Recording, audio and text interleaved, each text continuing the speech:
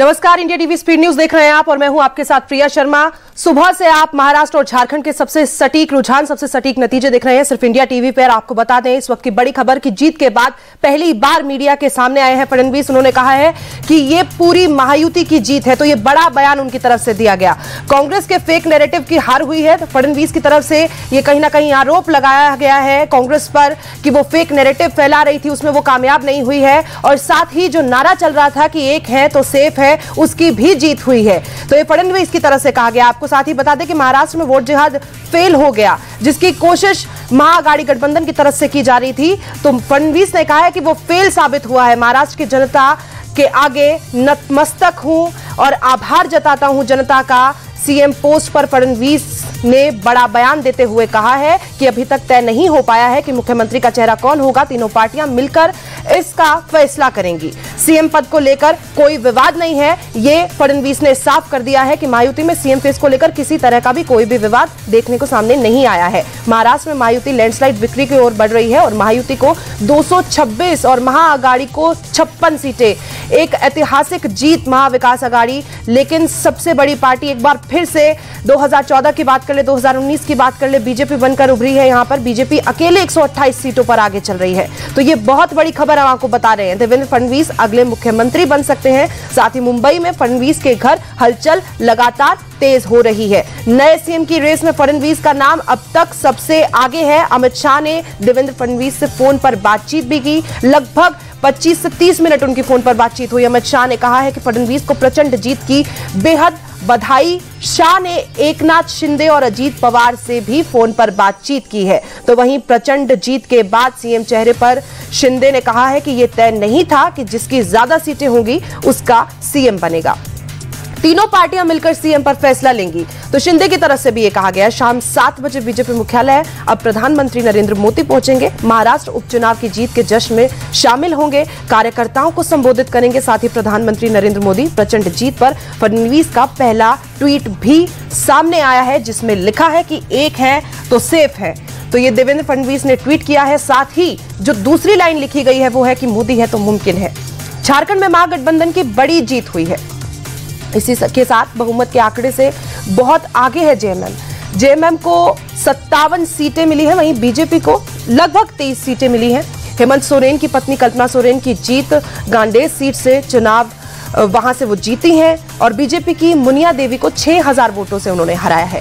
UP उपचुनाव में BJP की बड़ी जीत हुई है, 7 सीटों पर बीजेपी कैंडिडेट आगे हैं। तो ये भी एक पलटे हुए नतीजे निकलकर सामने आ रहे हैं। जिस तरीके से लोकसभा का रिजल्ट रहा था उसके बाद बीजेपी की 7 सीटें आना एक बड़ी जीत मानी जा रही है। वहीं सपा करहल सीट से जीती है, सीसामऊ से आगे हैं। कुंदरकी में बीजेपी को 98,000 वोटों की लीड मिली है।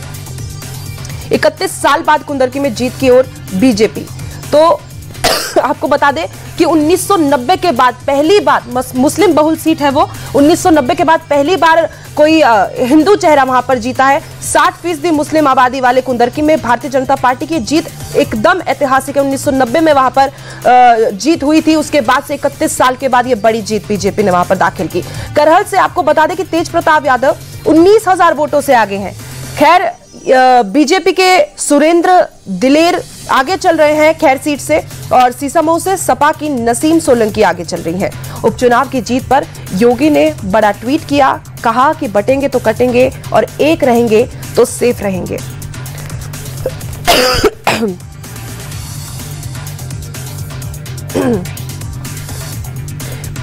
आपको बता दें कि जिस तरीके से लोकसभा चुनाव में एक नारा चला था कि संविधान को मिटा देना चाहती है भारतीय जनता पार्टी, तो अब विधानसभा चुनाव में ये कहीं ना कहीं नहीं चल पाया और योगी का जो नारा था एक है तो सेफ है, वो एक ऐतिहासिक जीत की तरफ लेकर गया। महाराष्ट्र में भी, उत्तर प्रदेश में भी, तो ये डबल इंजन की सरकार की सुशासन की जीत योगी की तरफ से ये भी कहा गया।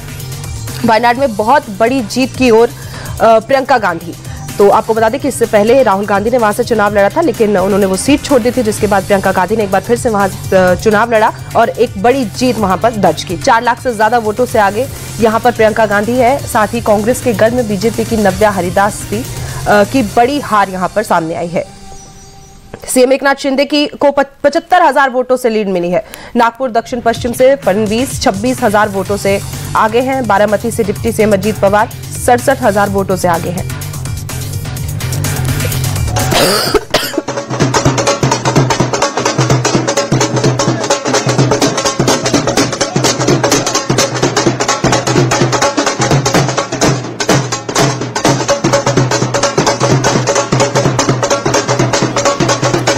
साथ ही आपको बता दें कि वर्ली सीट पर आदित्य ठाकरे ने बड़ी बढ़त बनाई है। वहीं मिलिंद देवरा से 6,000 वोटों से आगे हैं आदित्य। शिवसेना उद्धव ठाकरे का गढ़ रहा है। वर्ली येवला सीट से अजीत गुट के छगन भुजबल आगे हैं। वहीं बांद्रा ईस्ट से अजीत गुट के जिशान सिद्दीकी पीछे बताए जा रहे हैं। मुंबा देवी से शाइना एनसी पीछे हैं। अमीन पटेल आगे हैं। माहिन से उद्धव गुट के महेश सावंत आगे हैं। राज ठाकरे के बेटे अमित ठाकरे तीसरे नंबर पे है। दिडोंची से शिंदे सेना के संजय निरुपम आगे बताए जा रहे हैं। भोकर से अशोक चौहान की बेटी श्री जया चौहान आगे हैं। लातूर शहर से कांग्रेस के अमिल विलासराव देशमुख आगे हैं। घाटकोपर पश्चिम से बीजेपी के राम कदम को लीड मिली है। वहीं बिहार उपचुनाव में एनडीए का क्लीन स्विप, सभी 4 विधानसभा सीटों पर एनडीए की जीत। ये बड़ी जीत बिहार में भी एनडीए ने दर्ज की। बीजेपी को 2 सीटें मिली है, जेडीयू को 1 और वहीं मांझी की पार्टी को 1 सीट। कनकावली से बीजेपी के नीतीश राणे जीते हैं। सतारा से बीजेपी के शिवेंद्र राजे भोसले ने जीत दर्ज की है। घाटकोपर ईस्ट से बीजेपी के पराग शाह की जीत हुई है। शिरडी से बीजेपी के एकनाथ शव पाटिल जीते हैं। अकोला ईस्ट से बीजेपी के रणधीर सावरकर ने जीत दर्ज की। वडाला से बीजेपी के कालिदास कोलंबर की जीत हुई। पालघर से शिंदे सेना के राजेंद्र गावित ने जीत दर्ज की है। वहीं भिवंडी सीट की अगर बात की जाए तो भिवंडी ग्रामीण से आपको बता दें कि शिंदे गुट के शांताराम तुकाराम ने जीत दर्ज की। महाड़ सीट से भारत मारुति गोगावले की जीत हुई। तस्वीरें आप देख रहे हैं, जश्न मनता हुआ दिखाई दे रहा है। किस तरीके से महिलाएं उत्साहित है, चारों तरफ खुशी का माहौल है। बीजेपी ने अपने कार्यालय में फूलों से सजी एक बंदरवार भी लगाई है, जो तस्वीरें हमने आपको इससे पहले भी दिखाई थी। लगातार खुशी का माहौल है।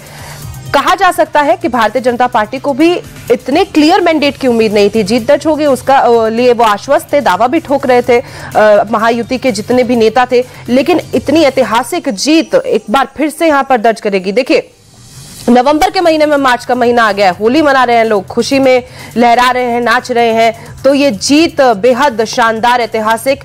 वहीं आपको बता दें कि महाविकास आघाड़ी, अब जो नतीजे आए हैं, एक बार फिर से बात उठाने की कोशिश की गई ईवीएम पर, लेकिन झारखंड में जिस तरीके से उनके गठबंधन ने जीत दर्ज की है, लेकिन क्लियर मैंडेट वहां पर जेएमएम को मिला है, इसके लिए वो सवाल उठाने लायक कहीं ना कहीं कहा जा सकता है कि है नहीं। लेकिन फिर भी ये बात निकलकर सामने आती है कि ईवीएम खराब है या इस तरह की चीजें उनकी तरफ से कही गई, लेकिन मैंडेट जनता का साफ था।